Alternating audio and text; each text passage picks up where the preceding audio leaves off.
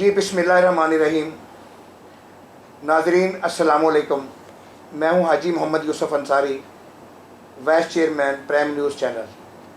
हुजूर वाला, आज हम जनाब हसन गौरी साहब के पास आए हुए हैं। बेसिकली ये इंचार्ज हैं सैयद वली मोहम्मद शाह सानी सरकार, जो कि अलमारूफ चादर वाली सरकार हैं। उनकी जो डिस्पेंसरी है उनके इंचार्ज हैं और सीनियर रहनुमा हैं मुस्लिम लीग काफ के यूथ विंग के। और सबसे बड़ी बात ये कि समाजी और सियासी कामों में छोटी उम्र में बहुत ज़्यादा दिलचस्पी लेते हैं।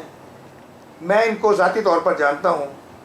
आइए आपकी मुलाकात करवाते हैं जनाब हसन गौरी साहब से। वो अपना तारुफ खुद कराएंगे, उसके बाद मैं उनसे एक चंद सवाल करूँगा, उनके जवाब वो देंगे और इंशाअल्लाह सूरत हाल मुल्की, सियासी, समाजी और इनकी पार्टी से आपको आगाही होगी। जी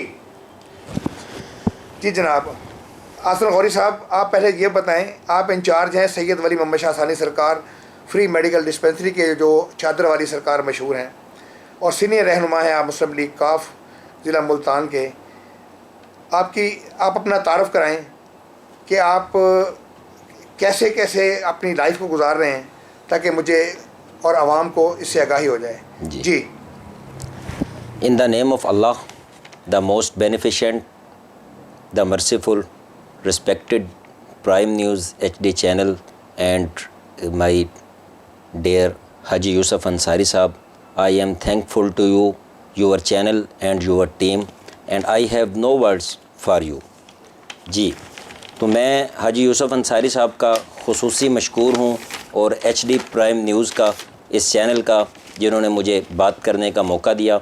अपने बारे में मैं बताता चलूँ, वैसे तो हाजी यूसुफ अंसारी साहब ने बहुत ही खूबसूरत अंदाज़ में मेरा तारुफ़ करवा दिया है।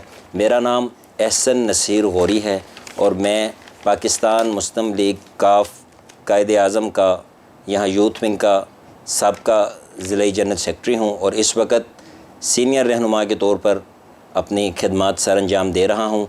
और जैसा कि हाजी साहब ने बताया कि मैं सिर्फ़ सियासी वर्कर नहीं हूँ, मैं समाजी खिदमत भी साथ साथ करता हूँ।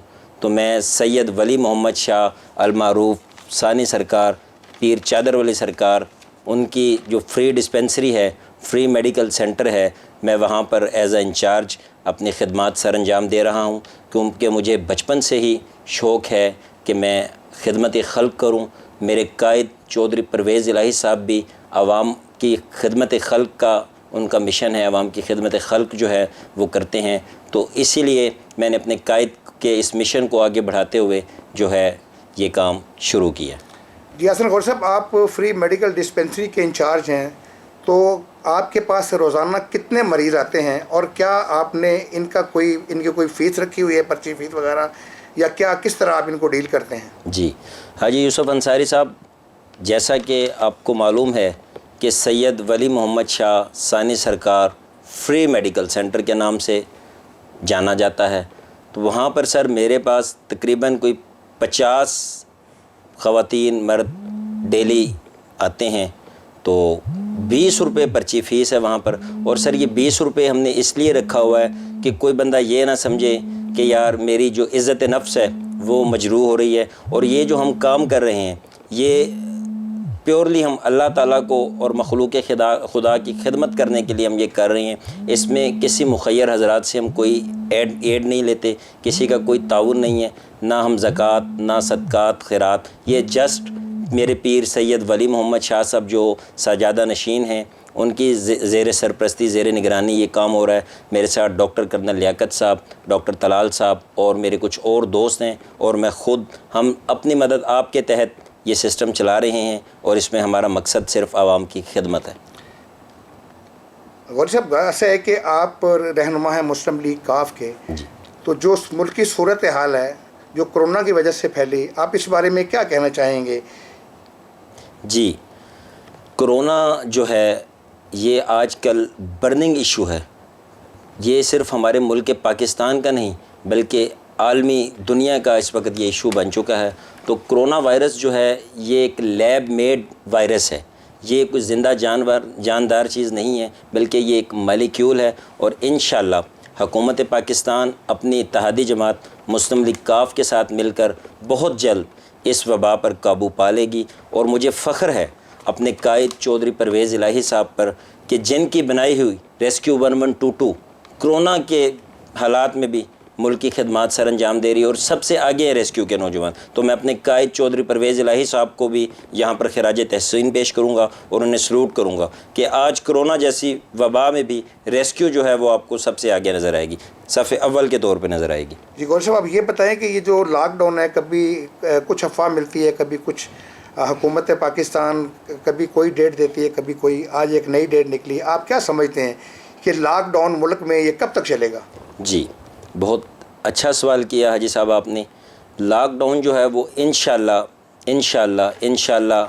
الحمدللہ ثم الحمدللہ بہت جلد جو ہے وہ ختم ہو جائے گا. اور امید واسق ہے کہ رمضان المبارک کے آخر تک جو ہے انشاءاللہ لاک ڈاؤن جو ہے وہ ختم ہو جائے گا.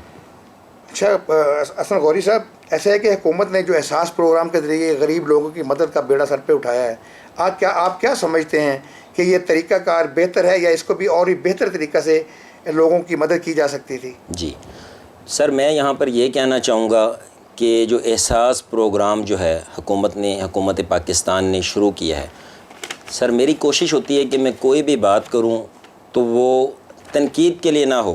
اگر اس میں تنقید کی جائے وہ تنقید برائے اصلاح ہو. پہلی بات تو اللہ نہ کرے ہماری پاکستانی قوم ایک غیور قوم ہے، اس کو کسی امداد کی ضرورت پڑے. سب لوگ یہاں محنت مزدوری کرنے والے ہیں اور ہمارے بانی قائد اعظم کا بھی یہ فرمان ہے کہ کام کام اور کام. ہم لوگ اپنے کام کرنے کو ترجیح دیتے ہیں، نہ کہ کسی امداد کو، کیونکہ لاک ڈاؤن ہے، لوگ گھروں میں بیٹھے ہیں، باہر نہیں نکل سکتے. اس وجہ سے حکومت کی طرف سے جو امداد ہے بہت اچھی بات ہے، لیکن اس کے جو ثمرات ہیں امداد کے یہ عام لوگوں تک نہیں پہنچ رہی حاج صاحب. کیونکہ جیسا آپ کو بھی معلوم ہے کہ آپ بھی ایک بلدیاتی اور ایک بڑے گنجان آباد علاقے سے آپ تعلق رکھتے ہیں اور میں خود بھی.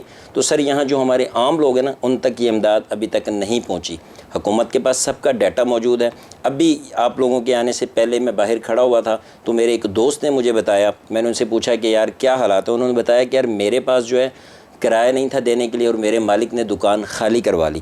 حالانکہ ان کو 12,000 روپے آئے ہیں، لیکن وہ ان کے والد کے نام سے آئے.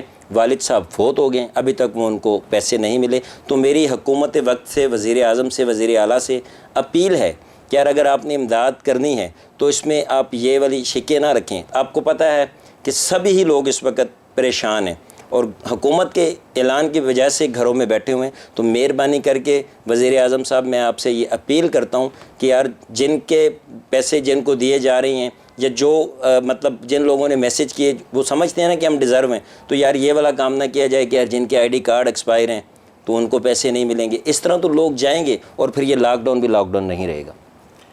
حسن غوری صاحب، ایسا ہے کہ آپ 2018 میں سوسائٹی فار ہیومن رائٹس میں انفارمیشن سیکرٹری رہے، تو آپ کیا سمجھتے ہیں کہ آپ نے کسی مظلوم کی مدد کی یا آپ کر سکتے تھے یا نہیں کی؟ سوسائٹی کو آپ نے کیسا پایا؟ جی بھائی صاحب، 2018 میں بالکل سیکرٹری انفارمیشن کے طور پر سوسائٹی فار ہیومن رائٹس کا حصہ بنا.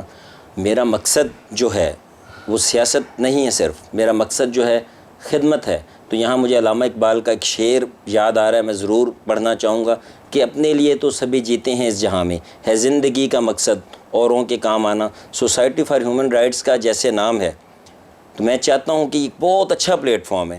آپ جیسے لوگوں کی خدمات لیتے ہوئے، مجھ جیسے ورکروں کی حوصلہ افزائی کرتے ہوئے سوسائٹی چاہے تو بہت اچھے طریقے سے جو ہے وہ عوام کی بات کر سکتی ہے. جیسا کہ نام ہے سوسائٹی فار ہیومن رائٹس، یعنی کہ انسانی حقوق کی تنظیم ہے، انسانوں کے حقوق کی خاطر جنگ کرنے والی، لڑنے والی تنظیم ہے. لیکن اس میں کچھ کمیاں کوتاہیاں ہیں. تو میں مزید یہ اس فورم پر بیٹھ کر آج ضیاء شاہد صاحب کو پیغام دوں گا، میں کیونکہ ضیاء شاہد صاحب کا فین ہوں، کہ ضیاء شاہد صاحب جو کمیاں کوتاہیاں وہ دور کریں تاکہ صحیح معنی میں سوسائٹی جو ہے وہ خدمت کرے انسانیت کی. اچھا جی، حسن غوری صاحب، آپ ایک سیاسی ورکر ہیں، آپ جی کیا سمجھتے ہیں الحمدللہ. کہ یہ ملک کس طرف جا رہا ہے؟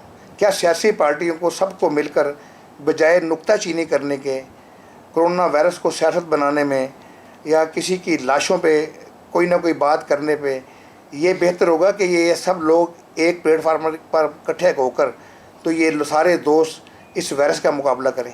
جی حاجی صاحب جیسا کہ سب کو معلوم ہے کہ ملک بلکہ پوری دنیا جو ہے وہ کرونا جیسی آفت سے دوچار ہے، تو میں یہاں کہوں گا کہ ہم سب کو مل کر، جیسا کہ بتایا گیا ہے کرونا کے بارے میں کہ کرونا سے ڈرنا نہیں، کرونا سے لڑنا ہے، تو یہاں بھی ہمیں سیاست کی ضرورت نہیں، بلکہ جیسا کہ فرمان ہے کہ یونائٹڈ وی اسٹینڈ، یہاں ہمیں کھڑے ہونے کی ضرورت ہے، اکٹھا ہونے کی ضرورت ہے، ہم اکٹھے ہو کے اس کرونا جیسی آفت سے انشاءاللہ نمٹ سکتے ہیں۔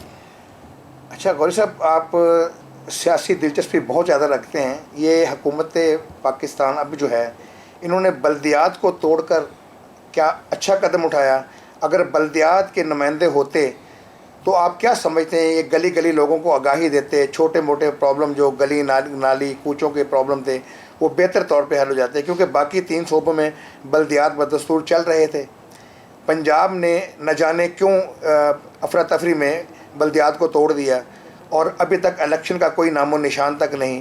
ادھر کرونا وائرس آ گئی تو لوگ بلدیاتی نمائندوں کو گھروں میں جا کر کام کاج کے لیے کہتے ہیں، تو ان کے پاس جب کوئی پاور نہیں ہوگی یا کوئی ان کو کسی کو استعمال نہیں کر سکیں گے، کسی خاص گروپ کو، کسی سینٹری ورکر کو، کسی واسا والے کو، تو یہ کیسے نظام چلے گا؟ آپ کیا سمجھتے ہیں کہ ان کو بلدیات توڑ کر انہوں نے اچھا کیا؟ اگر توڑا ہے تو یہ بہت جلد الیکشن کروا دینے چاہیے یا نہیں؟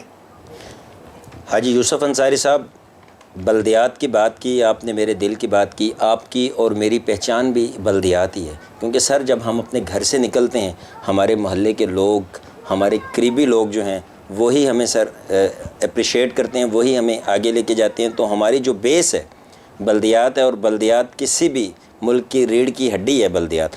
دیکھیں سر، اب میں آپ کو زیادہ دور نہیں جاتا، پرسوں کی ایک بات بتاؤں گا، میں ضرور یہاں شیئر کرنا چاہوں گا کہ ایک میرے ہمسائے ہیں، ان کا 12,000 روپے جو ہے وہ احساس پروگرام والا آیا، لیکن ان کا نادرا کا آئی ڈی کارڈ ایکسپائر تھا، میری جیب میں بھی ہے، میں آپ کو دکھا سکتا ہوں۔ تو وہ جب وہاں گئے نادرا کے آفس میں، تو وہاں سے ان کو کہا کہ جناب یہ آپ کا فارم جو ہے یہ آپ تصدیق کروا کے لے کر آئیں کسی MNA MPA یا کسی 16 یا 17 گریڈ کے آفیسر سے۔ سر یہاں ایک بہت اہم بات ہے کہ وہ بیچارہ غریب آدمی پہلے ہی بہت پریشان تھا، اگر بلدیاتی نمائندے موجود ہوتے، بلدیات ہوتا یہاں، تو وہ فوری اپنے، بلکہ اس کو آنے کی بھی ضرورت نہیں تھی۔ ہمارے ماشاءاللہ بلدیاتی نظام اتنا اچھا ہے کہ ساتھ والوں کو ضرور جو ہے نا وہ بلدیاتی نمائندہ اپنے حلقے کے ہر ووٹر کو، ہر سپورٹر کو جانتا ہوتا ہے، تو وہ اس کے گھر کی دہلیز پہ اس کو جو ہے جی فیسلٹیز فراہم کرتا، حکومت کی طرف سے جو امداد آ رہی تھی وہ بھی دی جاتی، اس کا فارم بھی فل ہوتا، اور جو ہے اس کو آگاہی مہم بھی، اور جو راشن یا جو بھی معاملات تھا بلدیاتی، وہ کہتے ہیں جی دائی سے بہتر کوئی نہیں جانتا ہوتا، تو میں یہ کہوں گا کہ بلدیاتی نمائندے جو ہیں وہ دائی کا کردار ادا کرتے ہیں۔ بہت شکریہ۔ آخر میں چاہوں گا کہ آپ اپنے شہر، اپنے ملک کے لیے اپنے لوگوں کو کوئی پیغام دینا چاہیں تو وہ دیں، جی، تاکہ لوگ آپ کی استفادہ حاصل کر سکیں۔ میں سر یہ سمجھتا ہوں کہ آج اللہ کے فضل و کرم سے، آپ کی خصوصی مہربانی سے، آپ کی گائیڈنس سے آج میں جس فورم پر بیٹھا ہوں، اس پرائم نیوز HD کے اشتراک سے میں اپنی قوم کو ایک بہت اہم پیغام، بہت ایک اہم میسیج ڈلیور کرنا چاہتا ہوں کہ ہمارا ملک جو ہے، ملک پاکستان، یہ حاصل کیا گیا ہے لا الہ الا اللہ محمد الرسول اللہ کی بنیاد پر۔ ہمیں ختم نبوت پر کوئی کمپرومائز نہیں کرنا چاہیے، حرمت رسول پر ہماری جان بھی قربان ہے، غلامی رسول میں موت بھی قبول ہے، اور جو ہو نا عشق مصطفیٰ تو زندگی فضول ہے۔ صرف 2 منٹ کی بات سر میں اور کرنا چاہوں گا بھائی صاحب۔ بات ایسی ہے کہ آپ نے سنی ہوگی کہ ایک حدیث سے مبارکہ ہے، اس کا میں یہاں ریفرنس لوں گا، حوالہ لوں گا، کہ اگر آپ کے سامنے کوئی برائی ہو رہی ہے تو آپ اس کو طاقت سے روکیں، طاقت سے نہیں روک سکتے تو آپ اسے دل میں برا سمجھیں۔ تو میں اس فورم پر پرائم نیوز HD چینل کے توسط سے اپنے تمام ملک کے لوگوں کو یہ میسیج کنوے کر رہا ہوں کہ جیسے میرے پارٹی قائدین چودھری پرویز الہی صاحب، طارق بشیر چیمہ صاحب، چودھری مونس الہی صاحب نے سب سے پہلے ختم نبوت پر آواز اٹھائی، اور ایک بہت دلیرانہ موقف اختیار کیا. تو میں بھی تمام لوگوں کو یہ میسج دے رہا ہوں کہ یار وہ اپنی پوسٹ کے ذریعے، سوشل میڈیا کے ذریعے اس آواز کو اٹھائیں کہ ختم نبوت پر جو ہے کوئی کمپرومائز نہیں. جی بہت بہت شکریہ حسن غوری صاحب. حسن غوری صاحب انچارج تھے ثانوی سرکار ویلفیئر سوسائٹی کے، اور میں یہ سینئر رہنما تھے مسلم لیگ کاف یوتھ ونگ کے.